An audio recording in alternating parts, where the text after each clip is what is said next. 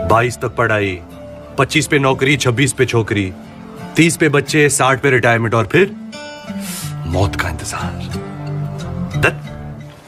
ऐसी घिसी पिटी लाइफ थोड़ी जीना चाहता हूँ। एंड हम में से ज्यादातर लोगों को ऐसी लाइफ नहीं चाहिए होगी, बिकॉज लाइफ में थोड़ा बहुत कीमा पाव, तंगड़ी कबाब और हक्का नूडल्स भी तो होना चाहिए ना। Jokes aside, but personally for me I don't want this kind of life, जहाँ पे फॉर एग्जाम्पल मेरी लाइफ शेड्यूल में चले, जहाँ पे मुझे मे बी 9:30-10 बजे के बीच में ऑफिस में प्रेजेंट होना ही है, एंड जहां पे मेरे सर के ऊपर हमेशा एक बॉस बैठा रहेगा, जहां पे वो हमेशा मुझे ऑर्डर्स देता रहेगा that you have to do this, you have to complete this job by this particular time period and all those things. And I personally don't think so that this kind of life is for me, and that is why I have set a goal that मुझे financially free होना है, financially independent होना है before the age of 35। If not all the expenses, at least जो मेरे basic expenses है वो मेरी पैसिव इनकम से पूरे हो सके, that thing I want to achieve before the age of 35 and as of now my age is 24 and that is why in this episode I am gonna share ऐसे कौन से स्टेप्स मैंने already ले चुके हैं जो मुझे ऑलरेडी हेल्प कर रहे हैं इस पर्टिकुलर गोल को अचीव करने के लिए,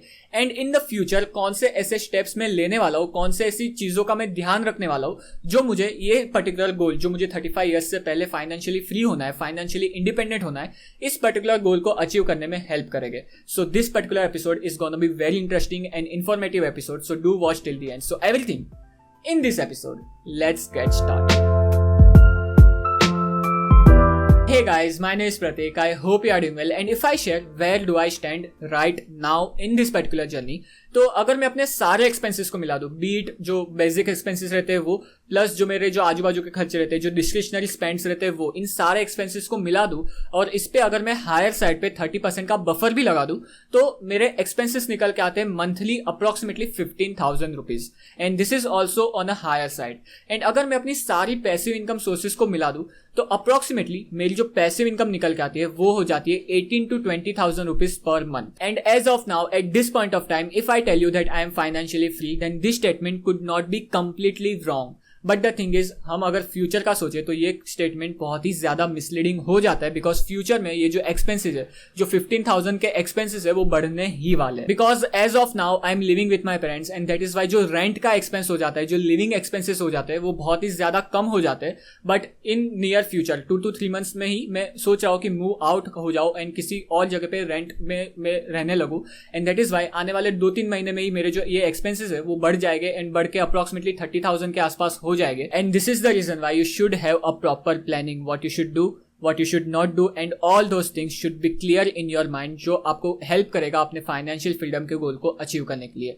and that is why in this episode I am gonna share कि ऐसे कौन से स्टेप्स मैंने ऑलरेडी लिए हैं पास्ट में जो मुझे हेल्प कर रहे हैं मेरे पर्टिकुलर गोल को अचीव करने के लिए, जो है 35 ईयर्स से पहले फाइनेंशियली फ्री होने का गोल, एंड ऑल्सो ऐसे कौन से स्टेप्स मैं फ्यूचर में लेने वाला हूँ एंड ऐसी कौन सी चीजें मैं फ्यूचर में करने वाला हूँ जो मुझे हेल्प करेगा इस पर्टिकुलर गोल को अचीव करने के लिए। So first let us start with ऐसी कौन सी चीजें मैंने ऑलरेडी की है पास्ट में जो मुझे हेल्प करेगी मेरे पर्टिकुलर गोल को अचीव करने के लिए। एंड यहाँ पे the very first thing which I have did is I have started earning very early in my life, and also I have saved a lot. And इस particular thing की वजह से मैं जो अपना इनिशियल कैपिटल है वो बहुत ही ज्यादा अर्ली स्टेज में बिल्ड कर पाया। एंड इसके ऊपर एक डिटेल्ड एपिसोड ऑलरेडी अपलोडेड है चैनल पे, जिसकी लिंक आपको ऊपर कार्ड में और लाइक बटन के नीचे मिल जाएगी। You can check it out, the link is right below the like button, and yeah also don't forget to press the like button as well. But the thing is, if I am not wrong, from the age of 19 मैंने कुछ ना कुछ earn करना start कर दिया था, and पहले से ही मैं सेविंग्स पे बहुत ही ज्यादा ध्यान देता था। And specially after reading rich dad poor dad, जो मैंने आई थिंक 19 या 20 ईयर्स का था तब मैंने रिच डैड पुअर डैड पढ़ी थी।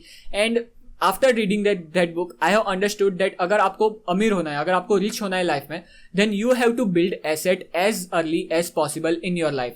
एंड दैट इज वाई तब से मैं सेविंग्स पे बहुत ही ज्यादा ध्यान देने लगा। सो या this is the thing which is I have started earning very early in my life, and also मैंने सेविंग्स पे बहुत ही ज्यादा ध्यान दिया, एंड इन दोनों चीजों की वजह से मैं अपना इनिशियल कैपिटल बहुत ही अच्छे से बिल्ड कर पाया बहुत ही ज्यादा जल्दी। The second thing which I have did is I have built my emergency fund, जहां पे as I told you that as of now if I calculate जो मेरे एक्सपेंसेस है वो आ जाते हैं अप्रोक्सीमेटली 15,000 रुपीज पे, वो भी on a higher side. But as I mention that आने वाले 2 से 3 महीनों में I am thinking to move out, और तब जाके मेरे जो एक्सपेंसेस रहेंगे वो रहेगा अप्रोक्सीमेटली 25,000 to 30,000 रुपीज के आसपास। And that is why I have set aside approximately 3 to 4 lakh rupees, जो हो जाते हैं approximately 10 to 12 months of expenses. अगर मैं कैलकुलेट करूँ आने वाले 2 महीने के बाद के अगर मैं एक्सपेंसेस कैलकुलेट करूँ तो अप्रॉक्सिमेटली 10 से 12 महीने के एक्सपेंसेस मैंने एफडी में रख दिए। सो अगर कोई इमरजेंसी सिचुएशन अराइज होती है एंड मेरी जो अर्निंग्स है वो स्टॉप हो जाती है, तो at least I have 10 months of expenses readily available with me, जो मुझे सर्वाइव कर सके आने वाले 10 से 12 महीनों के लिए। एंड इस 10 से 12 महीनों में मैं फिगर आउट कर सकूं कि मैं फिर से कैसे अपनी अर्निंग्स ट्रैक पे ला सकता हूं। The third thing which I did is मैंने अपना अच्छा खासा health insurance and life insurance buy कर लिया है। जहां पे अगर मैं अपनी बात करूं तो मैंने लाइफ इंश्योरेंस बाय किया था आज से 3 साल पहले। सो मैंने अपने अप्रोक्सीमेटली 21-22 ईयर्स की एज में लाइफ इंश्योरेंस पॉलिसी बाय कर ली थी मेरे लिए। एंड दैट इज वाई जो इतनी जल्दी मैंने लाइफ इंश्योरेंस पॉलिसी बाय कर ली, उसकी वजह से मेरा जो प्रीमियम अमाउंट है वो बहुत ही ज्यादा कम है। जहां पे अगर मैं अपनी बात करूं तो अप्रोक्सीमेटली 10,000 रुपीज प्लस जीएसटी, जिसका मतलब ये कि अप्रोक्सीमेटली 12,000 रुपीज के अगेंस्ट मुझे एक बहुत ही अच्छा खासा लाइफ इंश्योरेंस कवर मिल रहा है, जो है अप्रोक्सीमेटली 1 करोड़ रुपीज का। एंड इस 1 करोड़ रुपीज के ऊपर मैंने accidental rider and critical illness rider, जो एक एड ऑन्स होते हैं, वो भी बाय किया 25 lakh each.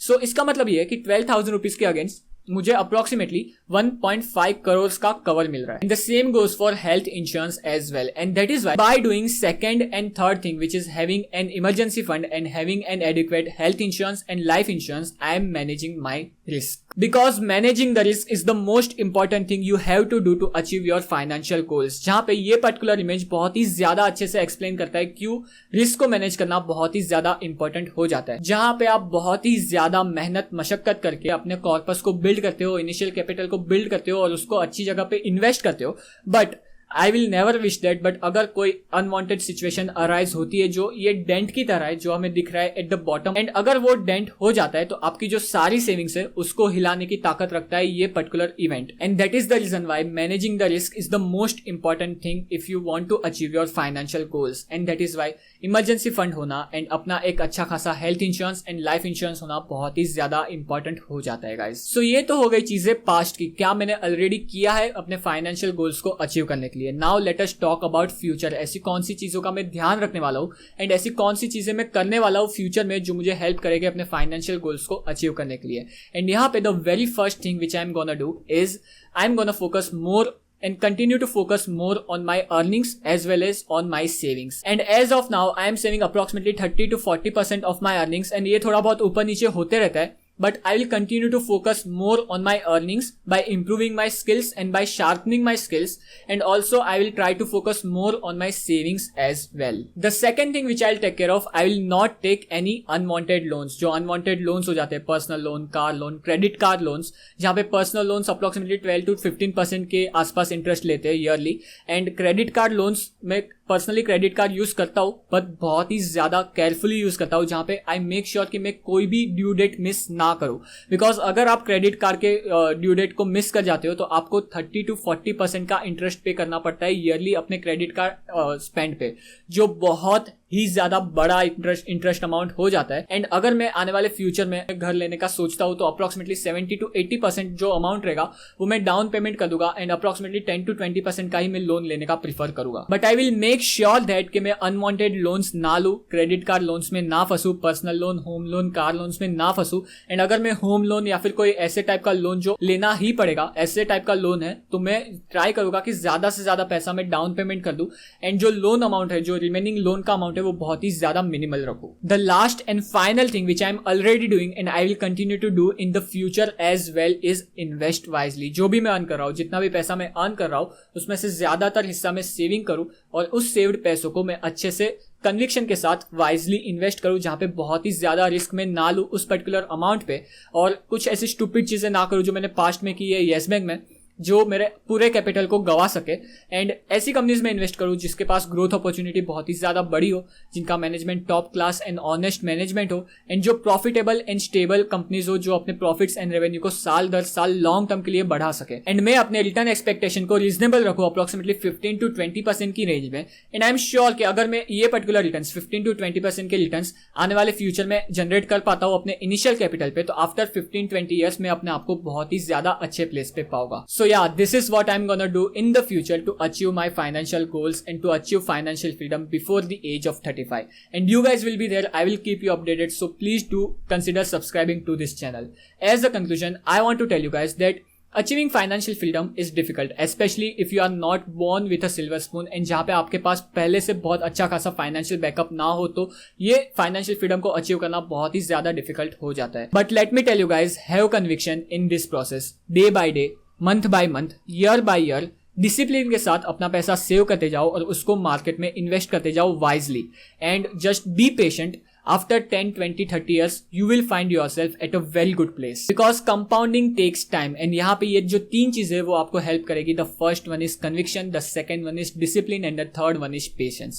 On that note, guys, thank you to be with me in this episode. As always, do like this episode and subscribe to my channel. And don't forget to follow me on Instagram and Twitter as well. And Discord server भी जरूर join कर लेना. The link is right below the like button. On that note, मिलते हैं ऐसे ही किसी नए episode में. तब तक लिए goodbye.